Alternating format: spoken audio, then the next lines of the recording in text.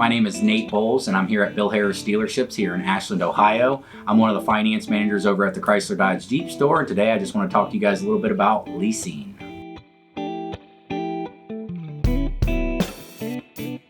So I'd say one of the benefits of leasing versus purchasing is going to be, especially in markets that we're in today, where we don't really understand, what's going to happen in the future, as far as interest rates, pricing, everything like that. Leasing is kind of a nice set, standard. So, you're not locked into a long-term loan.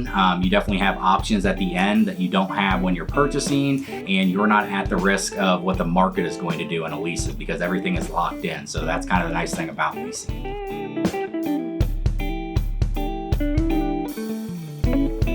So yeah, definitely. And I'd say probably one of the things, the only time it wouldn't be beneficial to lease is if you're driving, 25,000 miles or more a year. So, if you're driving, hour commute to work and stuff like that, it may not be the best, most practical thing to lease a vehicle. You might want to look at the purchasing option on that. But yeah, most leases that we do here, we have several different banks we go through, and they're all pretty similar.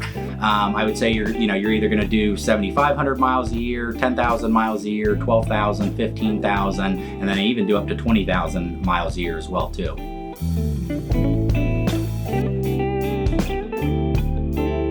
Oh, sure. So no, I definitely get that, and can definitely see, it's not like when you're renting an apartment versus owning a house, because when you're leasing, what you're actually doing is you're actually paying for the portion that you use. So I always try and tell people, it's just like taking out a loan. If you don't pay every single penny on that to the bank, you technically don't own that vehicle until it's completely paid off. Leasing is the same way, but instead of being locked into a long-term loan where you don't really know what's going to come up down the road at the end of it, a 60-month, 72-month, most leases are set up to be designed for 24 months, 36 months, 48 months are some of the ones that I see at the top, and you can go all the way up to 60 months. But the nice part about it is you have all the options. You're not locked into a long-term loan, and you kind of get to set, hey, what I'm going to do and what I'm going to budget throughout the entire lease.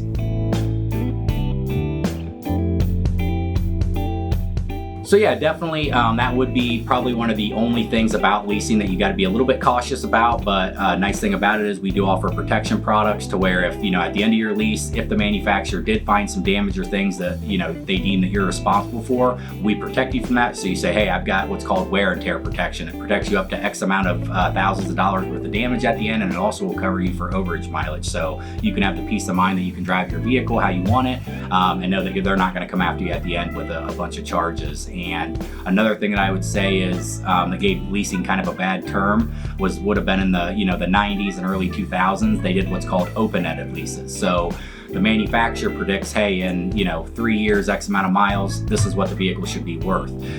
If come the end of the lease, that vehicle wasn't worth that, you were responsible for the difference. Leases are designed today that are called closed-end leases, so it protects you at the end. So you get to the end of your lease, manufacturer says, hey, this is what this vehicle should be worth.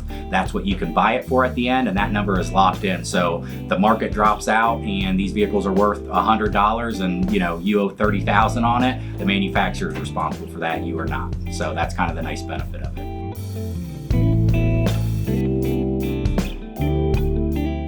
So at the end, you have three main options that you can do at the end of your lease. You always get the first right to buy the vehicle. So when you sign up for a lease, you're gonna have what's called a residual value. So that's what's gonna be what is owed on the vehicle left. So basically when you're leasing, say you do a 3-year lease, you're paying for, you're paying that vehicle down over those 3 years. So what you don't pay is what you can buy it for at the end.